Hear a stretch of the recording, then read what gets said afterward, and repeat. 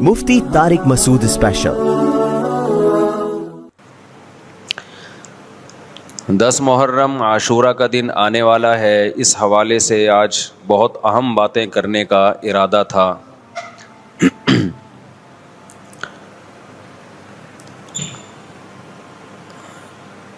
محرم میں کیا کرنا چاہیے، کربلا کا واقعہ اصل ہے کیا؟ کربلا کے واقعے پر تو میں ایک پورا بیان چند سال پہلے ریکارڈ کروا چکا ہوں، لیکن اس واقعے سے اہم سبق کیا ملتے ہیں؟ محرم میں ہم کون سے ایسے کام کر رہے ہیں جس سے ہم اللہ کے غضب کے مستحق ٹھہر رہے ہیں؟ محرم میں کیا کیا ہو رہا ہے میں آپ کو بتاتا ہوں۔ ان میں سے کوئی بھی عمل نہ ہمیں قرآن سے ملتا ہے نہ صحابہ سے ملتا ہے ہمیں۔ سیدنا حسین ابن علی رضی اللہ تعالی عنہ جو جنت کے جوانوں کے سردار ہیں، آپ سے محبت کا دعویٰ اس وقت مقبول ہوگا جب آپ سیدنا حسین کی سیرت کو فالو کریں گے۔ رونا پیٹنا ماتم کرنا یہ سیدنا حسین اور اہل بیت کی سیرت نہیں ہے۔ اس بات میں دو رائے نہیں ہو سکتی کہ سیدنا حسین رضی اللہ تعالی عنہ کو جو کربلا میں شہید کیا گیا، یہ کائنات کا بدترین ظلم تھا۔ جس نے آپ کی گردن مبارک پہ تلوار رکھی، اس کی بدبختی میں دو رائے نہیں ہو سکتی۔ بہت ہی کوئی شقی اور بدبخت جو نواسہ رسول صلی اللہ علیہ وسلم کے قتل کی طرف بڑھا، بہت ہی کوئی بدبخت اور بدنصیب جو کوفہ کے گورنر ابن زیاد کے کہنے پر نواسہ رسول سے لڑنے کے لیے نکلا، جو اس ظلم کو ظلم نہیں مانتا، وہ بھی اپنے آپ کو جہنم میں جانے کے لیے تیار کر رہا ہے۔ پھر کربلا میں ایک بڑا ظلم یہ ہوا کہ صرف سیدنا حسین ابن علی کو شہید نہیں کیا گیا، آپ کے ساتھ جتنے مرد تھے سب کو شہید کر دیا گیا۔ لیکن ہمیں پیغمبر صلی اللہ علیہ وسلم اور صحابہ کی سیرت میں کیا ملتا ہے؟ میں ایک آیت سے آپ کو سمجھاتا ہوں۔ مشرکین مکہ حضرت ابراہیم علیہ الصلاۃ والسلام کے نسب میں ہونے پر اور آپ سے محبت پہ بڑا فخر کیا کرتے تھے کہ ہم ابراہیم کی اولاد میں ہیں، ہم ابراہیم کے دین پہ ہیں۔ اللہ نے کیا فرمایا رسول اللہ صلی اللہ علیہ وسلم سے کہ ان اول الناس بابراہیم للذین اتبعوہ، اے نبی آپ ان سے کہہ دیجئے ابراہیم سے محبت کے خالی پیلی کے دعوے مقبول نہیں ہیں۔ ابراہیم کے زیادہ حقدار وہ ہیں جو ابراہیم علیہ السلام کی اتباع کرتے ہیں، اور یہ پیغمبر اور صحابہ یہ ابراہیم علیہ السلام کے دین کو فالو کرتے ہیں، اور تم ابراہیم کے دین کو فالو نہیں کر رہے، ان سے محبت کے دعوے دار ہو۔ تو خالی محبت کے دعوے داری اللہ کے ہاں مقبول نہیں ہے۔ اللہ کے ہاں وہ محبت کی دعوے مقبول ہیں جس میں آپ محبوب کو فالو کر رہے ہوں۔ سیدنا حسین ابن علی رضی اللہ تعالی عنہ جو جنت کے جوانوں کے سردار ہیں، آپ سے محبت کا دعویٰ اس وقت مقبول ہوگا جب آپ سیدنا حسین کی سیرت کو فالو کریں گے۔ رونا پیٹنا ماتم کرنا یہ سیدنا حسین اور اہل بیت کی سیرت نہیں ہے۔ صبر کرنا، ظالم کے سامنے ڈٹ جانا، جان کے خوف سے اپنی پالیسیوں سے پیچھے نہ ہٹنا، یہ سیدنا حسین ابن علی رضی اللہ عنہ کی سیرت ہے جو آج ہمیں کہیں بھی نظر نہیں آتی۔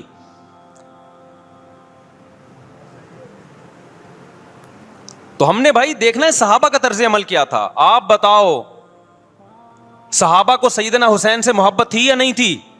کیا غم کا پہاڑ ٹوٹا ہوگا جب اطلاع ملی ہوگی کہ سیدنا حسین ابن علی اور آپ کے اصحاب اور اہل بیت کو سب کو کربلا میں شہید کر دیا گیا ہے۔ کیا قیامت گزری ہوگی۔ کوفہ سے ایک شخص آیا نا، عبداللہ بن عمر سے پوچھنے لگا جو مارنے پر دم کا مسئلہ، انہوں نے فرمایا تم نے پیغمبر کے نواسے کو قتل کر دیا اور مسئلہ یہ پوچھ رہے ہو کہ جو مارنے پر دم آئے گا کہ نہیں آئے گا۔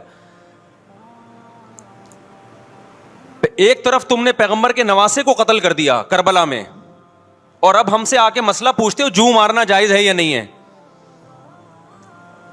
صحابہ کے ہاں یہ غم کم غم نہیں تھا. دیکھو حضرت معاویہ رضی اللہ تعالی عنہ کے ہاتھ پہ بھی حضرت حسین نے بیعت نہیں کی, لیکن بغاوت بھی نہیں کی. کیوں؟ بغاوت سے فتنے کا اندیشہ تھا.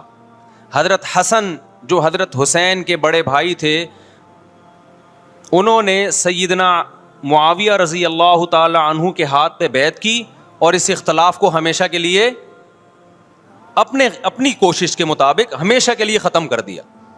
ختم ہوا نہیں ہوا ایک الگ بحث ہے, لیکن حضرت حسن کا مقصد کیا تھا کہ مسلمانوں کی دو جماعتوں کو میں آپس میں لڑتا ہوا نہیں دیکھ سکتا. لوگوں نے کہا آپ خلافت کے حقدار ہیں, آپ نے فرمایا میں دستبردار ہوتا ہوں سیدنا معاویہ کے حق میں. حضرت حسن بیعت ہو گئے حضرت معاویہ سے, اور یہ اختلاف کو کیا کر دیا؟ ختم. حضرت حسین بیعت نہیں ہوئے, لیکن حضرت حسین نے بغاوت بھی نہیں کی. ہر ایک کی اپنی رائے تھی, حضرت حسن کی اپنی رائے تھی. ان کا خیال تھا کہ بیعت ہونا مسلمانوں کے لیے زیادہ مفید ہے, ایک پاورفل حکومت ہوگی, ایک طاقتور ریاست ہوگی, ورنہ لڑتے رہیں گے آپس میں. حضرت حسین کا موقف یہ تھا کہ میں بغاوت تو نہیں کروں گا لیکن بیعت بھی نہیں ہوں گا, کیونکہ اگر بیعت ہو گیا تو اس سے جو خلفائے راشدین کے دور میں جو خلیفہ کی سلیکشن کا طریقہ تھا وہ طریقہ ختم ہو جائے گا. تو میں اگر اس طریقے کو نہیں لا سکتا تو اس کے خلاف کو پروموٹ بھی نہ کروں میں. یہ بھی ایک رائے تھی. میں سمجھا پا رہا ہوں اپنی بات؟ بھائی رائے کا اختلاف ہوتا ہے نا. نبی صلی اللہ علیہ وسلم نے فرمایا اذا اجتہد المجتہد فإن اصاب فلہ اجران وإن اخطأ فلہ اجر واحد. جب کوئی مجتہد اللہ کی رضا کو سامنے رکھ کے اجتہاد کرتا ہے, صحیح اور غلط کا فیصلہ کرنے بیٹھتا ہے, رائے یعنی اس کا مقصد اللہ کی رضا ہو, تو اگر وہ درست نتیجے پہ پہنچے تو 2 ثواب, غلط نتیجے پہ پہنچے تو بھی 1 نیکی اس کو ملتی ہے, اس لیے کہ اس کے بس میں جو خیر خواہی کا کے لیے جو تھا وہ اس نے کر دیا. رائے کا اختلاف ہوتا ہے. تو حضرت حسن رضی اللہ تعالیٰ عنہ بیعت ہوئے حضرت معاویہ کے ہاتھ پہ. سیدنا حسین نہ بیعت ہوئے اور نہ آپ نے بغاوت کی, خاموشی اختیار کی. حضرت معاویہ رضی اللہ تعالی عنہ نے سیدنا حسین کو تلوار کی زور سے بیعت پر مجبور نہیں کیا, بلکہ نواسہ رسول کا خیال کیا اور وصیت بھی کی لوگوں کو. لیکن جب حضرت معاویہ کے بعد یزید جانشین ہوا, اس کی سب سے بڑی غلطی یہ تھی کہ اس نے نواسہ رسول صلی اللہ علیہ وسلم اور آپ کے ساتھ جو چند اہل بیت اور چند صحابہ تھے, اس وقت بھی حضرت حسین نیوٹرل تھے. نہ حضرت حسین نے بغاوت کا ارادہ کیا اور نہ بیعت کرنے کا ارادہ کیا.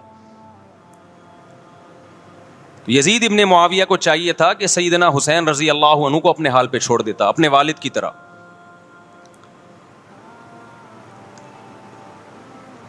حضرت حسین رضی اللہ تعالیٰ عنہ کو جب کوفہ سے خطوط آئے, یہ میں وضاحت اس لیے کر رہا ہوں کہ حضرت حسین بغاوت کے لیے نہیں نکلے تھے, اس مسلمان حاکم کے خلاف بغاوت کے لیے نہیں نکلے تھے, کیونکہ رسول اللہ صلی اللہ علیہ وسلم کی بہت ساری صحیح حدیث ہے اس بارے میں کہ جو باغی ہے, جو ریاست کے خلاف بغاوت کرتا ہے, اس کو نبی صلی اللہ علیہ وسلم نے اس عمل کو پسند نہیں کیا.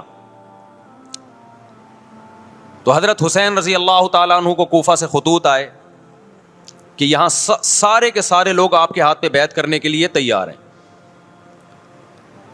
ظاہر ہے جب کسی علاقے کے لوگ دارالخلافہ ہو اور سب بیعت ہونے کے لیے تیار ہوں تو پھر آپ کا جانا یہ بغاوت کا عمل نہیں کہلاتا. حضرت حسین رضی اللہ تعالیٰ عنہ اہل بیت کے ساتھ نکلے. کربلا میں جب پہنچے, مشہور واقعہ آپ 20 دفعہ سن چکے ہیں, وہاں جا کے آپ کو اطلاع ہوئی کہ وہ خبر غلط تھی اور عبید اللہ بن زیاد نے ایک پورا لشکر بھیجا سیدنا حسین رضی اللہ تعالیٰ عنہ کو مجبور کرنے کے لیے کہ میرے ہاتھ پہ آپ زبردستی بیعت ہو جائیں. تو حضرت حسین رضی اللہ تعالیٰ عنہ نے مطالبے رکھے کہ یا تو مجھے واپس جانے دیا جائے, اور اگر بیعت کرنا ہی ہے تو میں دمشق میں امیر کے ہاتھ پہ جا کے بیعت کروں گا. بہت معقول مطالبے تھے یہ. میرا مقصد ابھی کربلا کا واقعہ بیان کرنا نہیں ہے, اس پہ بہت کچھ کہا جا چکا ہے, خود میرا بھی بیان اس پہ تفصیل سے ہو چکا ہے. اس کے بعد بھی سیدنا حسین رضی اللہ تعالیٰ عنہ کو مجبور کرنا کہ عبید اللہ بن زیاد جو بدبخت انسان جو قاتل تھا اہل بیت کا, اسی کے ہاتھ پہ لازمی بیعت ہوں, جبکہ وہ امیر بھی نہیں ہے, وہ گورنر ہے ایک علاقے کا. تو نواسہ رسول کا خیال نہ کرنا یہ بدترین ظلم تھا جو اس وقت حکومت سے ہوا ہے. حضرت حسین رضی اللہ تعالیٰ عنہ, دیکھو نبی صلی اللہ, آج ہم دیکھتے ہیں کہ جو بڑا آدمی ہوتا ہے نا اس کی قربانیاں ہوتی ہیں, اس کی بڑی بڑی قربانیاں ہوتی ہیں. چھوٹے اپنے بڑوں کی قربانیوں کو کیش کراتے ہیں. آپ نے دیکھا ہوگا فلاں نے بڑی قربانیاں دیں اور بچے موج کر رہے ہیں, دیکھا نا آپ نے. لیکن اللہ تعالیٰ نے رسول اللہ صلی اللہ علیہ وسلم کے نسب کو اس سے محفوظ کیا. ہمارے نبی کے 2 بیٹے حسن حسین, آپ کی نسل حضرت فاطمہ سے چلی ہے, دونوں شہید ہوئے ہیں. اس میں بہت بڑی حکمت تھی کہ پیغمبر صلی اللہ علیہ وسلم نے سب سے پہلے تربیت اپنے گھر والوں کی ہے. آج لوگ باہر فنٹر بنے ہوئے ہوتے ہیں, تبلیغیں کر رہے ہوتے ہیں, اپنے گھر کی ان کو پرواہ نہیں ہوتی. نبی صلی اللہ علیہ وسلم نے سب سے پہلے جو تربیت کی ہے کس کی ہے؟ حضرت حسن اور حسین کی ہے. تو جب کربلا میں آپ کو چاروں طرف سے گھیر لیا گیا اور آپ کو مجبور کیا گیا کہ آپ نے ابن زیاد کے ہاتھ پہ بیعت کرنا ہے, تو آپ نے اس ذلت کو گلے لگانے سے انکار کر دیا. آپ کو 100% یقین تھا کہ اتنے بڑے لشکر کے سامنے میں ٹھہر نہیں سکتا, اسباب کی دنیا میں فتح کی امید نہیں ہے. لیکن حضرت حسین رضی اللہ تعالی عنہ نے لڑنے کا فیصلہ کر کے اور شہادت کو قبول کرنے کا فیصلہ کر کے ابن زیاد اور اس زمانے کے حکمران جو اس قتل پہ راضی تھے, قیامت تک کے لیے ان پہ لعنت کے سلسلے کا دروازہ کھول دیا. بعض دفعہ اللہ بھی یہ چاہتے ہیں کہ بدبختوں کو ڈھیل ملے تاکہ ان کا جرم سنستدرجہم من حیث لا یعلمون. قرآن کہتے ہیں نا ہم ان کو ڈھیل دیں گے, ان کو برائی میں ہم آگے بڑھنے دیں گے, ایسے بڑھنے دیں گے کہ ان کو خود بھی پتہ نہیں چلے گا, تاکہ قیامت کے دن ان کا عذاب ان کو کئی گنا بڑھا کر دیا جائے. اب میرے بھائی ہمارے لیے کیا سبق ملتا ہے؟ جب یہ واقعہ ہوا عالم اسلام میں کوہرام مچ گیا, لیکن کیا اس واقعے کے بعد اہل بیت کی جو مقدس اور پاکیزہ عورتیں تھیں, کیا انہوں نے نوحہ کیا یا صبر کیا؟ آپ کا ضمیر کیا کہتا ہے, انہوں نے نوحے پڑے ہوں گے یا صبر کیا ہوگا؟ بولو بھائی, صبر کیا. عبداللہ بن عمر رضی اللہ تعالیٰ عنہ جو کوفہ والوں کو ملامت کیا کرتے تھے کہ تم جو مارنے کے مسئلے ہم سے پوچھتے ہو, تم نے حسین کا قتل کر دیا, تو یہ حضرت ابن عمر نے اسی لیے کہا نا کہ آپ کو اس کا غم ہوا تھا. تو ابن عمر کا عمل کیا تھا؟ کیا انہوں نے ماتم کیا؟ کیا انہوں نے چھروں سے اپنے آپ کو مارا؟ حضرت حسین کا قتل بھی ظالمانہ, اور اس سے پہلے سیدنا عثمان کا قتل بھی ظالمانہ. اگر نوحہ یا ماتم جائز ہے تو حضرت عثمان کی شہادت کے دن بھی جائز ہے, حضرت حسین کی شہادت کے دن بھی جائز ہے. اور اگر ناجائز ہے تو جیسے عثمان کی شہادت کے دن ناجائز, حسین کی شہادت کے دن بھی ناجائز ہے. سمجھ میں آ رہی ہے بات کہ نہیں آ رہی ہے؟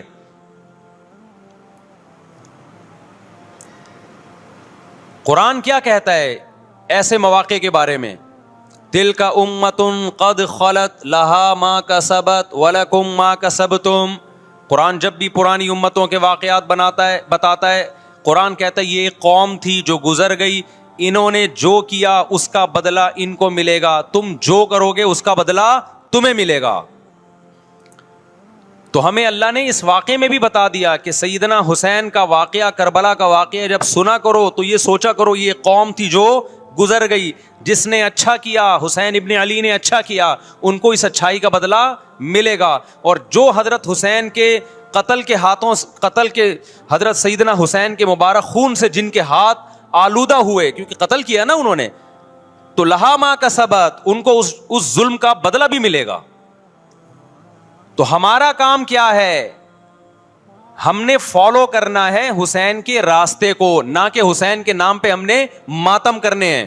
حسین کا راستہ کیا ہے جس کو ہم نے فالو کرنا ہے؟ اب میں چند چیزیں آپ کو بتاتا ہوں. سب سے پہلا سبق جو ہمیں کربلا میں ملتا ہے کہ عزت اور دین, ایک طرف دنیا ہے.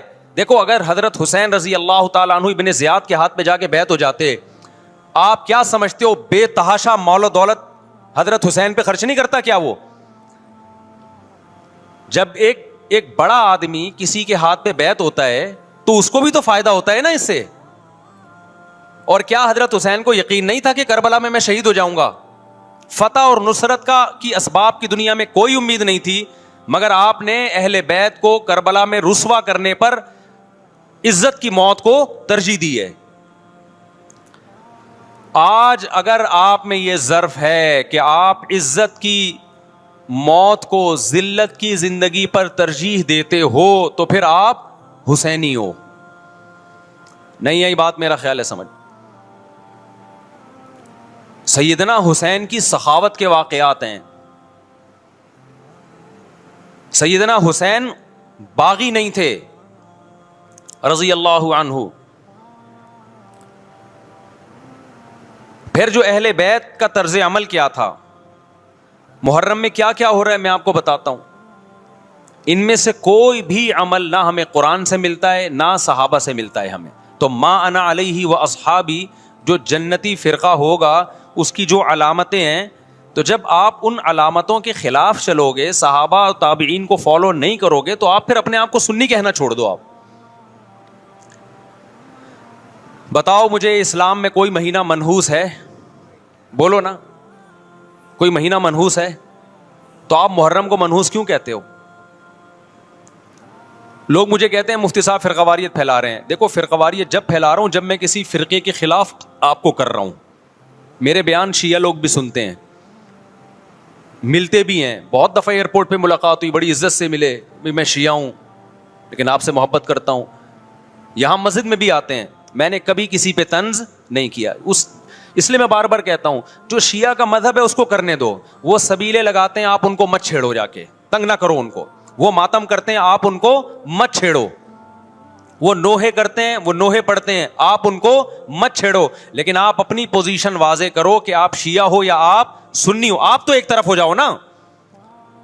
محرم میں اگر آپ مرثیے لگا کے گھوم رہے ہو گاڑیوں میں, اٹ مینز آپ سنی نہیں ہو. آپ نبی صلی اللہ علیہ وسلم کی حدیث ہے ہمارے پاس, ہم اہل سنت والجماعت ہیں, ہم سنت کو فالو کرتے ہیں. تو سنت کیا کہتی ہے؟ میتوں پہ گریبان چاک کرنا, میتوں پہ چیخ و پکار کر کے رونا. آپ نے فرمایا لیس منا, وہ ہم میں سے نہیں ہے. اور اس عمل پہ آپ صلی اللہ علیہ وسلم نے لعنت فرمائی ہے.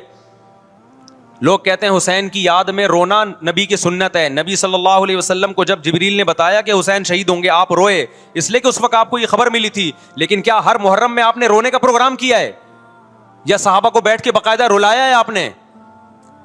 کیا ہو گیا بھائی؟ آپ کو بھی جب کربلا کا واقعہ کی خبر ملی آپ کی آنکھوں میں آنسو آ جائے, یہ نیچرل ہے, یہ حسین سے محبت کی علامت. لیکن ہر محرم میں باقاعدہ بٹھا کے رونے کا پروگرام کرنا یہ حسین سے محبت کی علامت نہیں ہے, بلکہ شریعت میں ناجائز ہے یہ غموں کو بڑھانا. یہ کہاں سے جائز ہو گیا؟ حضرت عثمان بھی تو شہید ہوئے تھے, نبی صلی اللہ علیہ وسلم کے داماد تھے. ان کی یاد میں آپ رونے کو سنت کیوں نہیں کہتے؟ ہماری نظر میں حسین کا قتل بھی بہت بڑا ظلم اور سیدنا عثمان کا قتل بھی بہت بڑا ظلم تھا. دونوں مظلوم تھے, دونوں مظلوم شہید تھے. ہمیں دونوں کی شہادت پہ غم ہے, لیکن اب اس غم کو مناتے نہیں ہیں. اسلام میں غم منانا سنت نہیں ہے. دیکھو جعفر طیار رضی اللہ عنہ, نبی کے چچا زاد بھائی, اہل بیت, جب آپ صلی اللہ علیہ وسلم نے ان کو لڑائی کے لیے میدان جنگ میں بھیجا, رومیوں سے لڑائی تھی. حضرت جعفر طیار کی 4 بیویاں تھیں. جب نبی صلی اللہ علیہ وسلم مسجد نبی میں بیٹھے, آپ کو فرشتوں نے اطلاع دی کہ جعفر طیار شہید ہو گئے. آپ صلی اللہ علیہ وسلم کی آنکھوں سے آنسو. یہ آنسو اس وقت نکلے جب عین شہادت کی اطلاع ملی ہے. اس وقت آنسوؤں کا نکلنا محبت کی علامت ہے. آپ نے صحابی رسول کو بھیجا کہ جاؤ آپ کی زوجات کو, بیویوں کو جا کے خبر دو کہ جعفر طیار شہید ہو گئے. کیا قربانی تھی صحابہ کی, آپ دیکھو. ایسے جوان تھے جعفر طیار, خوبصورت جوان. غزوہ بدر میں جب مشرکین مکہ نے یہ نعرہ لگایا کہ حل میں مبارز, 3 سردار آئے, انہوں نے کہا پہلے تمہارے اندر سے 3 بہادر آئیں ہم سے لڑیں. دیکھو عربوں میں یہ ہوتا تھا کہ کہ جب جنگ کے لیے دو فوجیں آمنے سامنے کھڑی ہوتی تھیں تو پہلے دونوں طرف کے بہادر ترین لوگوں کی لڑائیاں ہوتی تھیں کہ جب تک دونوں میں سے ایک قتل نہیں ہوگا لڑائی شروع نہیں ہوگی. تو آپ کو پتا ہے کہ اس میں بہادر ترین لوگ نکلیں گے نا جو لڑنا جانتے ہوں. مشرکین مکہ کی طرف سے 3 یا 4 بڑے بڑے سردار آئے لڑائی سے پہلے, بدر میں لڑائی سے پہلے. انہوں نے نعرہ لگایا, حل میں مبارز, کوئی ہے تم میں جو پہلے ہم سے لڑے.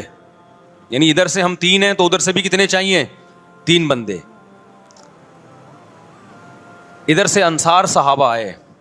مشرکین مکہ نے کہا لیسو بی اکفائنا, یہ ہمارے جوڑ کے نہیں ہیں, قریشی ہاشمی چاہیے ہمیں, ہمارے نسب کے لوگ ہونے چاہیے. تو ادھر سے نبی صلی اللہ علیہ وسلم نے حضرت علی کو بھیجا اور حضرت جعفر طیار کو بھیجا. جن صحابہ کو بھیجا ان میں حضرت جعفر طیار بھی تھے. حضرت جعفر طیار رضی اللہ تعالی عنہ اور سیدنا علی مقابلے میں غالب آ گئے.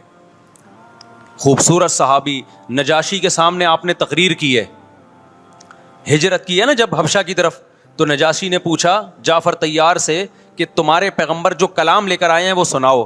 حضرت جعفر طیار رضی اللہ تعالی عنہ نے سورہ مریم پڑھنا شروع کر دی.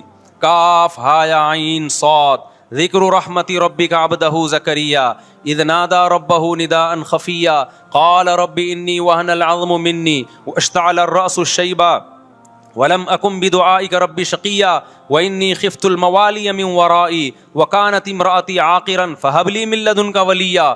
ایسی حضرت مریم اور عیسیٰ ابن مریم کی سیرت کو سورہ مریم میں بیان کیا حضرت جعفر طیار نے کہ نجاشی روتے روتے, اس کی داڑھی تر, اور جتنے پادری بیٹھے تھے سب کی داڑیاں تر ہو گئی روتے روتے. تو یہ تقریر جو نجاشی کے اسلام کا سبب بنے, بادشاہ کو مسلمان کرنے والے کون تھے, حضرت جعفر طیار. اور آپ کے چھوٹے چھوٹے بچے, 4 جوان بیویاں ہوں, چھوٹے چھوٹے بچے ہوں, اور ایسے میں میدان جنگ میں لڑتے ہوئے شہید ہو جائیں تو پیغمبر اور صحابہ پہ کیا قیامت ٹوٹی ہوگی. لیکن ہمارے نبی صلی اللہ علیہ وسلم کی آنکھوں میں سے کیا تھے, صرف آنسو موتی کی طرح ٹپک رہے تھے. اور آپ صحابہ کو اطلاع دے رہے تھے کہ جعفر طیار شہید ہو گئے اور جاؤ ان کے گھر والوں کو بتا کے آ جاؤ. کتنی بڑی قربانی ہے یا نہیں ہے. جب خبر دینے والا آپ کی ازواج کو بتا کے آیا کہ جعفر طیار شہید ہو گئے تو آپ کے گھروں سے خواتین کے رونے کی آوازیں آئیں. آپ صلی اللہ علیہ وسلم نے فرمایا ان سے بولو کہ اپنی آواز کو پست کرو. پھر چیخو پکار کی آواز آئی تو آپ نے فرمایا کہ اگر دوبارہ چیخو پکار کی آواز آئے تو ان کے منہ پہ خاک پھینک دو. وہ شہید کی بیوہ تھیں, اور شہید بھی کتنے مقدس, ان کو بھی نبی صلی اللہ علیہ وسلم نے نوحہ کرنے کی اجازت نہیں دی. اس دن جس دن غم پہنچا ہے اس دن بھی چیخو پکار کی اجازت نہیں دی ہے. تو آپ بتاؤ اگلے سال اس تاریخ کو چیخو پکار کی کیسے اجازت مل جاتی. نہیں آئی میرا خیال ہے بات سمجھ میں. جب غم پہنچا ہے اس وقت چیخنے چلانے کی اجازت نہیں ہے. چھوٹے چھوٹے یتیم بچے, حضرت جعفر طیار کے چھوٹے چھوٹے یتیم بچے, کتنا غم ہوتا ہے جب چھوٹے چھوٹے بچے, ان کا باپ دنیا سے چلا جائے, کتنا ترس آتا ہے ان کے اوپر. تو ہمارے نبی کو بھی ان یتیم بچوں پہ بھی ترس آیا, ان بیواؤں پہ بھی ترس آیا. لیکن نہ نبی صلی اللہ علیہ وسلم چیخو پکار کر کے خود روئے اور نہ آپ نے ان کی ازواج کو رونے کی اجازت دی ہے. سمجھ میں نہیں آ رہی میرا خیال ہے بات.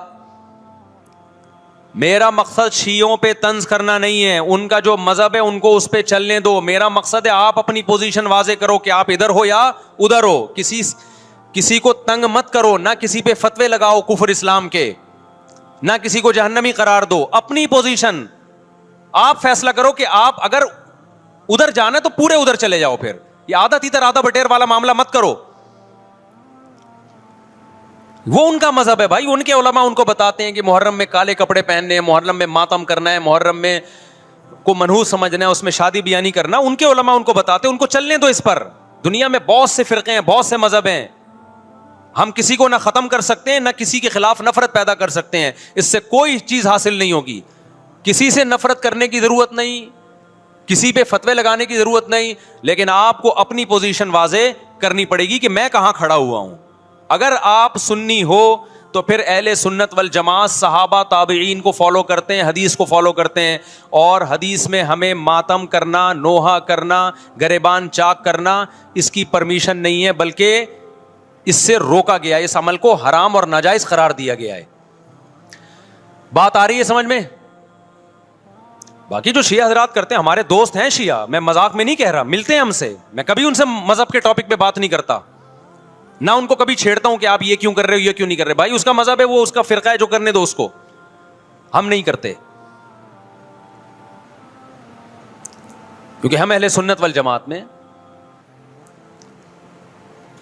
سمجھ میں آ رہی ہے بات کہ نہیں آ رہی؟ پھر ربیع الاول کا مہینہ آئے گا, اس میں بھی آپ اپنی پوزیشن واضح کرو کہ آپ ادھر ہو یا ادھر ہو. دو فرقے ہیں, دیوبندی بریلوی. میں نہیں کہہ رہا کہ کون جنتی کون جہنمی, لیکن بر صغیر میں جن کو دیوبندی کہا جاتا ہے وہ نظر و نیاز تیجے 40 میں کے قائل بولو نہیں ہے. یہ ان کی کتابوں میں لکھا ہوا ہے, وہ اس کے قائل نہیں ہے. اگر کوئی بزرگ ان میں قائل گزرا بھی ہے تو وہ اس کا ذاتی تفرد ہے, اس کو علماء نے فالو نہیں کیا, اس کو ان کی اجتہادی غلطی قرار دیا ہے. ربیع الاول میں جلوس نکالنا یا مزار بنانا یا مزاروں پہ جانا اس نیت سے کہ وہاں جا کے ہم کوئی قوالی پڑھیں گے یا کچھ بھی, ہمارے ہاں قبرستان جانا صرف اس لیے ہے کہ آخرت کی یاد تازہ ہو, بس. اس کے علاوہ اور کوئی کانسیپٹ نہیں ہے. ہمارے ہاں قبر ایک بالش سے زیادہ اونچی بنانا جائز بولو نا نہیں ہے. قبر پکی کرنا جائز نہیں ہے. تیجے 40 میں کرنا جائز بولو نہیں. آج ایک صاحب آئے, کہنے لگے میری ساس کا 40واں ہے, فجر میں کہنے لگے مجھے, کہہ رہے میں نہیں گیا تو بڑا مسئلہ ہو جائے گا. میں نے کہا بھائی ایک فیصلہ کرو, گرین چینل یا وائٹ چینل, ایک طرف ہو جاؤ بھائی, کیونکہ وائٹ چینل میں یہ جائز نہیں ہے, نہ 40واں ہے نہ تیجا ہے. اب لوگ مذاق اڑاتے ہیں مر گیا مردود نہ فاتحہ نہ درود. بھائی کچھ بھی کہتے رہو, تو پھر پورے ادھر کو ہو جاؤ, یا تو پورے وائٹ ہو جاؤ یا پورے کیا ہو جاؤ, پورے گرین ہو جاؤ. پھر تیجا بھی کرو, 40واں بھی کرو, برسی بھی کرو, اور پھر اس کے بعد جھنڈے بھی لگاؤ ہرے رنگ کے. میں نہیں کہہ رہا دیوبندی صحیح ہے یا بریلوی صحیح ہے, دیکھو میں یہ بحث نہیں کر رہا, میری بات کو غلط نہ لے کے جانا. میں کہہ رہا ہوں آپ اپنی پوزیشن واضح کرو, صحیح غلط تو اگلا مرحلہ ہے. آپ کیا ہو, آپ کو تو یہی نہیں پتا چل رہا. آپ ربیع الاول میں ہرے جھنڈے لے کے گھوم رہے ہو, رمضان میں آپ وائٹ چینل بنے ہوئے ہو, محرم میں آپ بلیک چینل بنے ہوئے ہو, تو پتہ ہی نہیں چل رہا تو ہے کیا بھائی.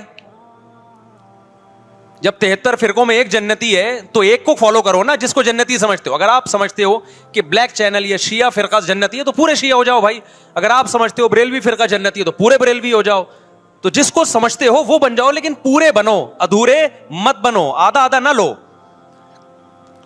بات سمجھ میں آ رہی ہے؟ میں پھر بتا رہا ہوں, نہ میں کسی کو جنتی کہہ رہا ہوں نہ جہنمی. میں یہ نہیں کہہ رہا دیوبندی جنت میں جائیں گے یا بریلوی جائیں گے یا شیعہ جائیں گے, یہ تو اللہ فیصلہ کرے گا. ہم تو وہ کریں گے جو ہماری کھوپڑی میں آ رہا ہے. ہماری کھوپڑی میں یہ آ رہا ہے کہ جس کو بھی کرو تو ایک کو کرو پورا, تاکہ ایک طرف ہو جاؤ. آدھے تیتر آدھے بٹیر مت بنو آپ, اور دوسرے کو چھیڑو بھی نہیں, چھیڑنے کی بھی ضرورت نہیں ہے. کوئی جو کر رہا ہے کہ بھائی اس کا مذہب ہے. دیکھو ہندو مندر میں جاتا ہے نا, ہماری رائے کے مطابق صحیح کر رہا ہے غلط کر رہا ہے, غلط کر رہا ہے, لیکن ہم چھیڑتے ہیں کیا؟ اسلام نے اجازت دی اس کو چھیڑنے کی کہ ہندو جا رہا ہے اس کو پکڑ کے لا کیوں جا رہا ہے بھائی؟ اسلام بولا ہے بھائی لکم دینکم ولی دین, تمہارے لیے تمہارا دین, ہمارے لیے ہمارا دین. لا اکراہ فی الدین, دین میں زبردستی نہیں ہے, جو کر رہا ہے اس کو کرنے دو. تبھی اسلامی تاریخ میں کوئی ایک مندر بھی ہمارے علم میں نہیں ہے کہ اس میں ہندوؤں پہ پابندی لگی ہو کہ مندر نہیں جا سکتے. جب تک اسلامی حکومتیں رہی ہیں, ہندوستان میں 1000 سال مسلمانوں نے حکومت کی ہے. اگر ہندوؤں کو مندر جانے سے روک دیتے تو آج یہ مندر ختم ہوتے. اسلامی حکومت جب ختم ہوئی ہے تو بھی مندر لاکھوں کی تعداد میں مندر تھے. اسلام مسجد جانے کا حکم دیتا ہے یا چرچ جانے کا؟ بولو. مسجد. چرچ جانے کو غلط سمجھتا ہے کیونکہ وہاں غیر اللہ کی, عیسیٰ ابن مریم کی عبادت ہو رہی ہے. لیکن کیا اسلام آپ کو پرمیشن دیتا ہے کہ کوئی عیسائی چرچ جا رہا ہو تو آپ اس کو روکو کہ تو کیوں جا رہا ہے بے, مسجد میں آ؟ اجازت دیتا ہے؟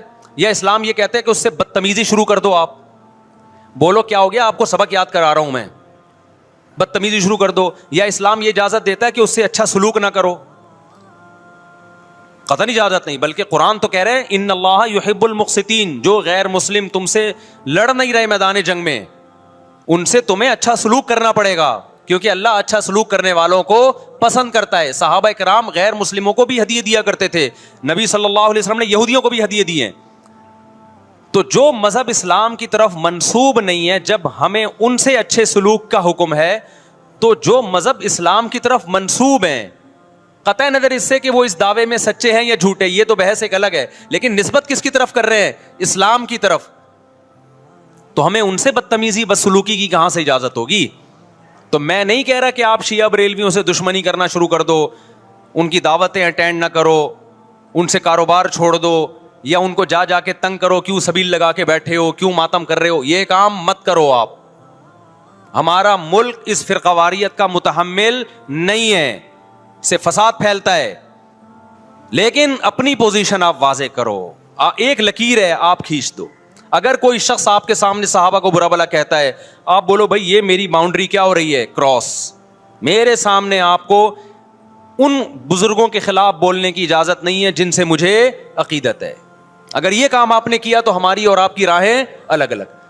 آپ کا جو مذہب ہے بھائی, آپ بند کمرے میں, آپ کے امام بارگاہ میں, آپ کے مسجدوں میں, یا جہاں بھی ہے وہ آپ کا نجی معاملہ ہے. ہمارے سامنے آپ نے کوئی ایسی بات نہیں کرنی جو ہمارے عقیدے کے خلاف ہو, تو آپس میں دوستی رہے گی. اب دیکھو عیسائی آپ سے ملتا ہے, آپ گپ شپ کرتے ہو, کھانا کھاتے ہو, لیکن عیسائی بار بار بولے میں آپ کے نبی کو نہیں مانتا, میں آپ کا نبی, آپ بولے گا بھائی تو نہیں مانتا تو ہم نے کب کہا کہ مان تو, لیکن میرے سامنے بار بار کیوں کہہ رہے کہ میں تیرے نبی کو نہیں مانتا؟ یہاں سے آپ کی اس کی دوستی کیا ہو جائے گی, پھر ختم. تو غیر مسلموں کو بھی دو قسمیں, کسی بھی مسلک کے لوگوں سے ملو, کسی بھی فرقے کے لوگوں سے ملو, کوئی جھگڑا نہیں, کوئی بحث نہیں, ایک دوسرے کو کھانا بھی ہے, ایک دوسرے کو کھلانا بھی ہے, ایک دوسرے سے کھانا بھی ہے, ایک دوسرے کی دعوتوں میں بھی شرکت کرنی ہے. جہاں مذہب کا معاملہ آئے تو پھر آپ کسی سے بحث نہ خود کرو نہ کسی کو کرنے کی اجازت دو. اگر کوئی کچھ سیکھنا چاہتا ہے تو آپ بولو بھائی علماء کے پاس آ جاؤ, آپ کو کوئی اشکال ہے تو ہم وہاں آپ کا اشکال حل کر دیں گے. اس سے آگے بڑھنے کی کوشش بولو مت کرو, اس سے ملک میں امن ہوگا. باقی فرقے ہمیشہ سے ہیں بھائی, آج کوئی نئے تھوڑی ہیں, اور یہ ہمارا کام تھوڑی ہے فرقے ختم کرنا. یہ تو عیسیٰ ابن مریم جب نازل ہوں گے, حضرت مہدی آئیں گے, وہ تلوار کی طاقت سے ختم کریں گے, ان کے پاس یہ اتھارٹی ہوگی کہ وہ فرقوں کو ختم کریں. آپ نے یہ کرنا ہے کہ دوسرے کے مسلک کو چھیڑنا نہیں ہے اور اپنا چھوڑنا نہیں ہے. مسئلہ آپ کے ساتھ یہ ہو رہا ہے کہ دوسرے کو چھیڑ بھی رہے ہو اور اپنا چھوڑ بھی رہے ہو, دونوں الٹے کام کر رہے ہو. ایک طرف بحث کر رہے ہوتے تم ایسے, اور دوسری طرف وہی بنے ہوئے ہوتے تھوڑے دنوں میں جا کے.